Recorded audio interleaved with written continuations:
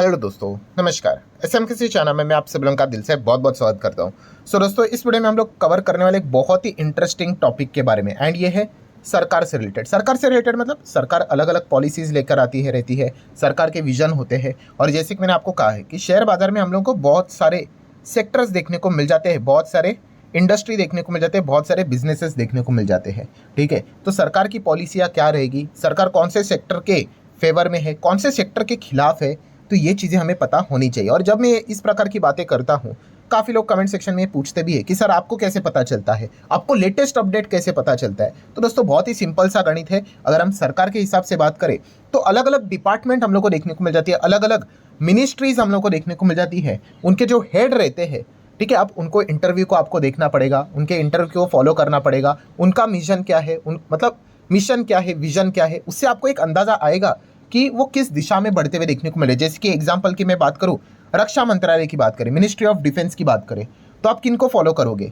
तो ऑब्वियसली राजनाथ सिंह जी को आपको फॉलो करना पड़ेगा। ठीक है, वो क्या बातें सामने रखते हैं आपको एक अंदाजा आ जाएगा। देन वित्त मंत्रालय की अगर बात करें, फिनेंस मिनिस्ट्री की बात करें, तो निर्मला सीतारमण जी के स्पीच के ऊपर आपको फोकस रखना पड़ेगा। रेलवे मिनिस्ट्री की अगर हम लोग बात करें तो अश्विनी वैष्णव जी है, उनके ऊपर आप लोगों को फोकस रखना पड़ेगा। ठीक है, तो ऐसे अलग अलग बहुत सारे डिपार्टमेंट है, पावर हो गया, बहुत सारी चीज़ें।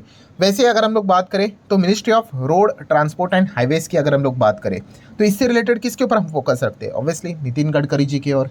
ठीक है, सो इस वीडियो की भी अगर हम लोग बात करें तो नितिन गडकरी जी से रिलेटेड ही बातचीत यहाँ पे होने वाली है।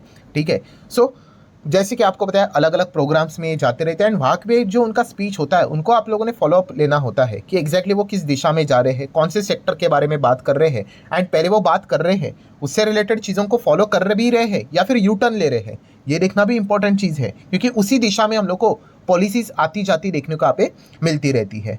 ठीक है, सो अगर हम लोग यहाँ पे बात करें, नितिन गडकरी जी ने अभी लेटेस्ट उनका जो स्पीच देखने को मिला था, उन्होंने क्या बोल दिया था कि इंडिया को आने वाले समय में वो नंबर 1 ऑटोमोबाइल इंडस्ट्री में लेकर जाना चाहते हैं। 5 साल का उनका टारगेट है। क्या बोला मैंने कि 5 साल के अंदर अंदर नितिन गडकरी जी कोशिश यहाँ पे करेंगे कि हमारे देश का जो ऑटो सेक्टर है, ऑटोमोबाइल इंडस्ट्री, उसको नंबर 1 लेके जाना है। तो अभी कितने नंबर पे चल रहा है? तो अभी हमारा जो नंबर चल रहा है दोस्तों, हम चल रहे हैं तीसरे नंबर पे। ठीक है, एंड कितना हमारा मार्केट है? अप्रॉक्सीमेटली मार्केट साइज है 22 लाख करोड़। ऑटो सेक्टर की यहाँ पे बात हो रही है। सो नंबर 2 पे कौन है हमारे ऊपर? तो हमारे ऊपर है चाइना। चाइना कितना है? 47 लाख करोड़। एंड नंबर 1 पे कौन है? 78 लाख करोड़ के साथ ऑब्वियसली अमेरिका। ठीक है, सो कौन से इवेंट में वो यहाँ पे बात कर रहे थे? तो आप देख सकते हो, times green driven conclave and award 2024। ठीक है, तो वहाँ पर वो इससे रिलेटेड बात यहाँ पे कर रहे थे, एंड वहीं पे कुछ पॉइंट्स उन्होंने सामने रख दिए। कैसे कि उन्होंने यहाँ पे बोल दिया है कि ऑटो सेक्टर को हम नंबर 1 तो लेकर जाना तो चाहते हैं, बट एक बहुत बड़ी समस्या भी है। कौन सी? पोल्यूशन की। यस, पोल्यूशन की अगर हम लोग बात करें तो जिस प्रकार से पोल्यूशन बढ़ रहा है उसमें बहुत भयंकर मात्रा में कंट्रीब्यूशन अगर कोई कर रहा है तो वो ऑटो सेक्टर ही कर रहा है, ट्रांसपोर्टेशन सेक्टर कर रहा है। ठीक है, कितना?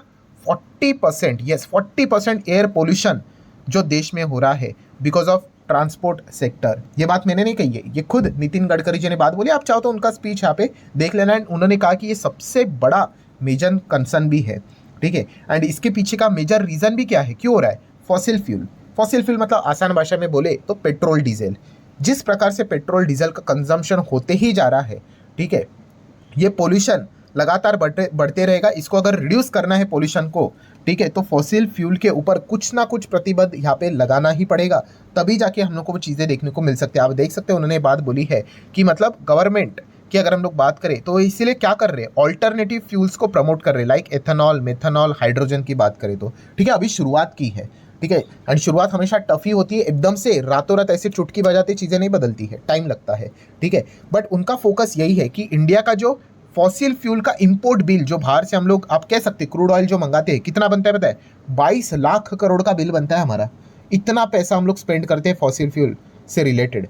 ठीक है, तो डेफिनेटली इससे रिलेटेड ऑल्टरनेटिव्स के ऊपर हम लोग को शिफ्ट करना पड़ेगा, एंड इसी के ऊपर फोकस अगर हम लोग रखेंगे तो नो डाउट लॉन्ग रेंज में हम इसमें काफ़ी हद तक सक्सेसफुल हो पाएंगे। मैं अगेन कह रहा हूँ, ऐसा नहीं होता है भाई आज मतलब चीज़ें करना स्टार्ट कर दे और कल हो गई करके, बिल्कुल भी नहीं, बहुत टाइम लगता है।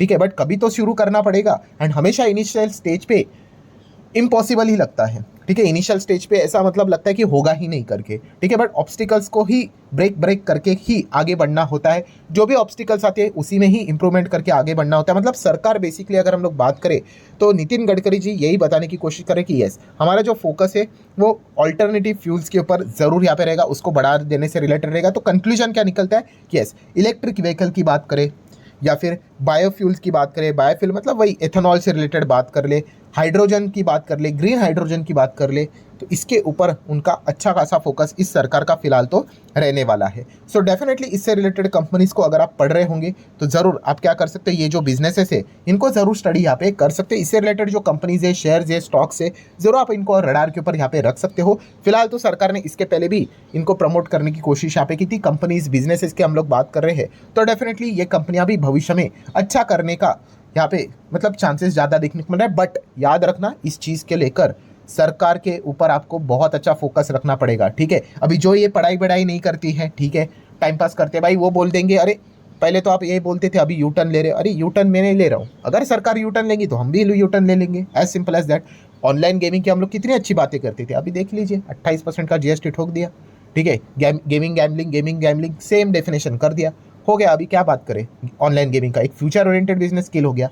तो ऑब्वियसली वो यू टर्न नहीं होता, वो बिजनेस समझना आना चाहिए सर जी आपको, ठीक है। जैसे उनकी पॉलिसीज रहेगी, ठीक है, वैसे हम लोग को उस हिसाब से यहाँ पे देखना पड़ेगा। तो इस कॉन्टेक्स्ट में आप क्या कर सकते हो, ईवी कंपनीज को स्टडी कर सकते हो। अभी ईवी में भी अलग अलग प्रकार आते हैं। अगर आप टू व्हीलर को स्टडी करना चाहते हो तो टू व्हीलर में कौन सी ईवी कंपनियां देखने को मिल जाती है, बजाज ऑटो को स्टडी कर सकते हो, हीरो को स्टडी कर सकते हो, टीवीएस को कर सकते हो, आइशर मोटर को कर सकते हो, ठीक है। अभी रिसेंटली ही ओला इलेक्ट्रिक भी यहाँ पे आ चुका है, ठीक है। मैं कोई रिकमेंडेशन नहीं दे रहा हूँ भाई, मैं आपको जस्ट बता रहा हूँ। इतने सारी कंपनीज है, उनके ऊपर आपको ध्यान रखना पड़ेगा। But yes, two wheeler space की बात करें, इतना मैं कह सकता हूँ कॉम्पिटिशन काफ़ी स्टिफ है। मतलब ऐसा एकदम क्लियर कट लीडर कोई नहीं है, ठीक है। पहले क्लियर कट लीडर था, कौन थी, ओला कंपनी ही थी, 50% प्लस का मार्केट शेयर उनका था। बट बाद में वो रिड्यूस हो के अभी कितना हो चुका है, अप्रॉक्सीमेटली 30%, ठीक है। तो 30% के साथ वो लीडरशिप तो कर रहे हैं। बट यस, उनके जो सेकेंड नंबर थर्ड नंबर का जो गैप है, जो पहले ज़बरदस्त वाइड था, वो अभी नैरो हो चुका है, कम हो चुका है। सो ये आपको ध्यान ज़रूर रखना पड़ेगा। सिमिलर वे अगर आप फोर व्हीलर में देखना चाहते हो तो फोर व्हीलर में तो आपको पता है ईवी स्पेस में टाटा मोटर, महिंद्रा, मारुति, इन्हीं को आपको स्टडी करना पड़ेगा। नो डाउट इसमें नंबर 1 पोजीशन पे फिलहाल आज भी टाटा मोटर ही चल रहा है। बट टाटा मोटर आपको पता ही है, धीमे धीमे करके इनको दिक्कत ज़रूर होगी, बिकॉज महिंद्रा, मारुति अभी ईवी में अपना स्पेस बढ़ा रहे हैं। मारुति ने अपनी ईवी फर्स्ट लॉन्च यहाँ पे करना स्टार्ट यहाँ पे कर देंगे 2025 से। आपको पता है सारी चीज़ें मतलब अनवील तो कर दिया है कि कौन सी गाड़ी आ रही करके। महिंद्रा की बात करें तो आज की खबर आप लोगों ने सुनी होगी कि नए 2 ईवी एसयूवी मॉडल्स यहाँ पे B6E एंड XEV9E करके उन्होंने लॉन्च यहाँ पे कर दिए हैं। मतलब वो मार्केट में लेकर यहाँ पे आ रहे हैं, ठीक है। मतलब हम कह सकते हैं कि डिलीवरीज के एक्सपेक्टेशन की बात करें, मार्च 2025 तक आ जाएंगे, ठीक है। मतलब आप समझ रहे हो ये कंपटीशन अभी बढ़ते हुए देखने को मिलेगा। टाटा मोटर ने जो लीड पकड़ी हुई थी उसको मेंटेन रखना, नंबर 1 पोजीशन पे बने रहना, ये सबसे टफ होता है, ठीक है। एंड ऊपर से अगर देखा गया टेस्ला अगर आ गया तो और भी चैलेंजेस इनके लिए बढ़ेंगे। तो ये पॉइंट भी हम लोग को अच्छे से पता है यहाँ पे होने चाहिए। जो इन चीज़ों को इग्नोर करता है भाई, सिर्फ चार्ट देखता रहता है भाई, वो पागल हो जाएगा। आपको धंधा समझना है भाई, ठीक है। नोकिया भी एक ज़माने में नंबर 1 थी, इसका अर्थ ये नहीं कि उसको अमरत्व प्राप्त हो गया करके। चेक करना पड़ता है भाई, देख लीजिए कंपटीशन ने क्या हालत कर दी उस कंपनी की। और ऐसे कितने ना जाने कितने कंपनीज हैं, ठीक है। तो प्रैक्टिकली आपको हमेशा इन चीज़ों को देखना पड़ेगा, इमोशंस को साइड रखिए, ठीक है। सिमिलर वे अगर हम लोग बात करें थ्री व्हीलर की, तो थ्री व्हीलर में ईवी स्पेस में अच्छा अगर कोई कर रहा है तो अतुल ऑटो करते हुए देखने को रहा है। बट यहाँ पर भी बजाज ऑटो ने कहा कि हम भी यहाँ पे अच्छा काम करेंगे। देन ओला ने भी रिसेंटली बोल दिया कि हम भी थ्री व्हीलर में आ रहे हैं, नेक्स्ट 2025 में सेकेंड हाफ तक यहाँ पे आ जाएंगे करके। तो अतुल ऑटो को अच्छा खासा टक्कर मिलेगा, तो ये देखना पड़ेगा। देन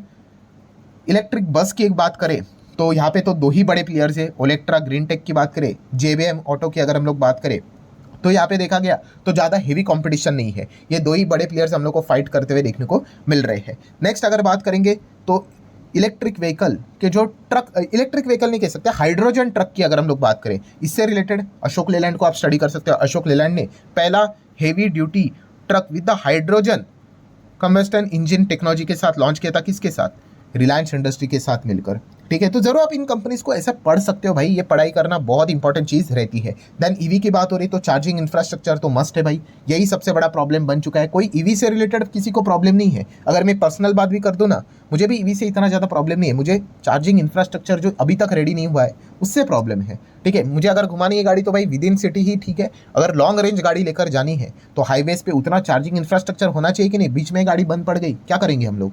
तो ये सबसे बड़ी दिक्कत अभी तक देखने को मिले, बट नो डाउट जैसे मैंने कहा इसको सॉल्व किया जाएगा। चार्जिंग इंफ्रास्ट्रक्चर में आपको पता है एबीबी इंडिया है, टाटा पावर जैसी कंपनियां जो ज़बरदस्त तरीके से काम कर रही है। एथेनॉल की अगर हम लोग बात करें तो इससे रिलेटेड अगर आपको स्टडी करना है तो शुगर कंपनी स्टडी यहाँ पे कर सकते हो, बहुत लंबी लिस्ट है, बट जैसे मैंने आपको कहा ईआईडी पेरी मुरुगप्पा ग्रुप की कंपनी है, आप जरूर इसको स्टडी यहाँ पे कर सकते हो। इसमें रिस्की कैटेगरी में बन्नारी अमन ग्रुप भी यहाँ पे आ जाता है, अब चाहो तो उनको स्टडी कर सकते हो। बहुत सारे शुगर कंपनीज है। एंड एथेनॉल प्लांट की अगर हम बात करें तो प्राज इंडस्ट्री एक ज़बरदस्त कंपनी है, आप चाहो तो इसको भी स्टडी यहाँ पे कर सकते हो। सो अगेन यहाँ पे कह रहा हूँ दोस्तों, ये सारी चीज़ें मैंने जो आपके सामने रखी सिर्फ और सिर्फ एजुकेशनल इन्फॉर्मेशन पर्पज़ के लिए है, कोई रिकमेंडेशन नहीं है भाई।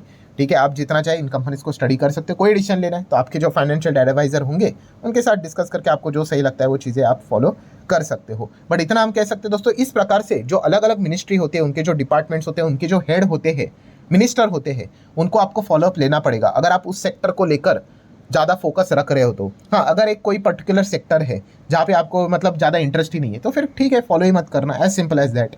ठीक है, बट अगर आप ये कहते हो कि मुझे ईवी स्पेस में इंटरेस्ट है, ये ग्रीन सेक्टर में इंटरेस्ट है, तो उस सेक्टर से रिलेटेड जो मिनिस्ट्री है, उनके जो हेड है, उनका हर एक स्पीच, ठीक है, एटलीस्ट क्या क्या चीज़ें जो उन्होंने आज बोली है, ठीक है, उससे रिलेटेड क्या क्या आउटकम्स हम लोग को देखने को मिल रहे हैं, उसके ऊपर आपको ध्यान रखना पड़ेगा। ये बोरिंग चीज़ नहीं है, इंपॉर्टेंट चीज़ें हैं।